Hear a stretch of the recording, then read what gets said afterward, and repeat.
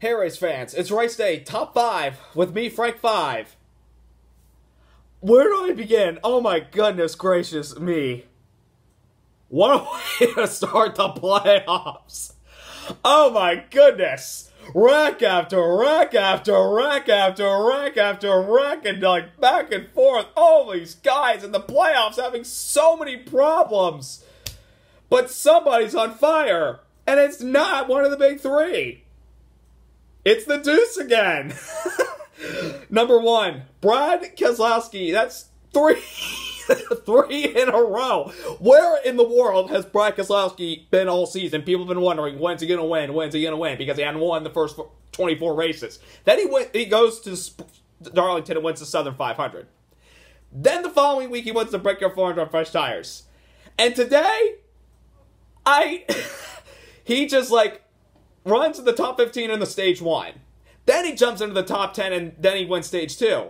And then he flat out dominates stage 3 with other guys fighting for him, and he holds them off and just, putting himself into the equation of possibly going to Homestead for the second year in a row, possibly maybe with the big 3. That'd be 2 years in a row that all guys that made the championship 4 in the previous season make it again the second back-to-back season. So that could possibly happen while Keselowski's been riding, but he just flat out dominated the third stage, winning it at the end over Kyle Larson, Martin Truex, Joey Logano, and Ryan Blaney at Las Vegas's South Point 400, the first time that Las Vegas has hosted the playoffs in the history of NASCAR.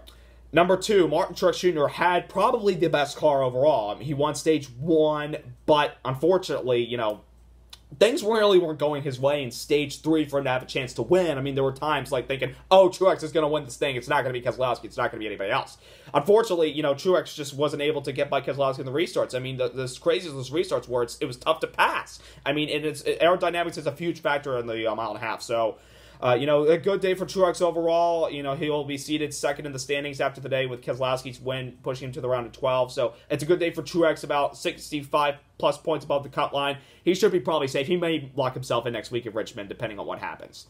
Number 3, Kyle Larson. We all know he loves to ride high, wide, and handsome. Early in the race, he did a little bit too close to the wall and cut a right front tire, went a lap down, took the wave around, and got back in sync with everybody. He drove his way to second place. I mean, what a great comeback for Kyle Larson. I mean, they're still fighting to win their first race of the season. I mean, these guys last year were probably favorites to go to Homestead and maybe even have a shot at winning the championship.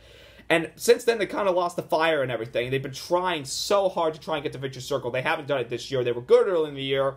Then they kind of fell off the map. But the last 2 weeks, they picked it back up. I mean, I know last week they didn't get quite the finish they hoped for, even though they were top 5 most of the race. I felt like Larson, according to the long runs, it looked like Kyle Larson had everybody covered. But too many cautions. It hurt him, but his second place is a good start for the playoffs for Kyle Larson. I see him going to the round of 12, maybe even the round of 8, maybe Homestead. We'll see what happens down the road.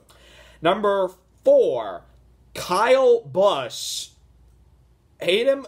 You may hate him. You may like him. I mean, I particularly, like I said before, I'm not a big Kyle Busch supporter. We're one of the people that love to hate Kyle Busch. But you got to admire his talent. And what he went through in stage 3 to get 7th place, I don't think you would have believed it 1 second, because Kyle Busch got off strategy. He struggled with his race car most of the day. Really was not a huge factor, even though he got up towards the top 5 early on. I felt like he could have a shot to win the race. Fell off strategy, then he spun in turn 4, went a lap down, got the free pass, went 3 wide in the last 3 restarts and finished 7th. I mean, you hate him, but you gotta admit, he is really talented, and I will give him credit. And he currently sits 3rd in the standings going into the next 2 races at Richmond and Charlotte Motor Speedway, but probably, next week, Truex and Kyle Busch will be joining Keselowski, locking their spot in. And number 5, the playoffs. All the guys that are part of the playoffs. 12 of them had problems today. That's why this race was so exciting, because there was so much drama concerning the guys that are part of the playoffs. They had so many issues. I mean, look at the race. Kevin Harvick blew a right front tire, hit the wall. Pulls to Eric Jones, who's part of the playoffs, runs into the back of him. They finished dead last. Eric Jones, 19 points behind the cut line. And that's not good. He's got to win and probably gain more points if other guys have issues. Jamie McMurray, who's not part of the playoffs, cuts a tire, spins right in front of Chase Elliott, takes him out.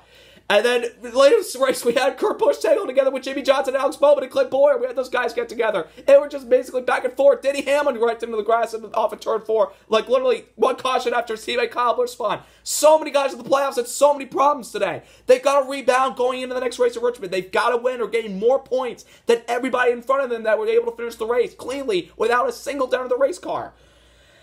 I don't know about you guys, but this may be the craziest playoffs I've ever experienced since they introduced this new format of the playoffs in 2014. This has just been, oh my goodness gracious. It's exciting. This race was pretty much the way to kick it off the playoffs at a new track. And we got 2 new tracks basically the next 2 races. Richmond's hosting its first playoff race, and that's going to be next Saturday night.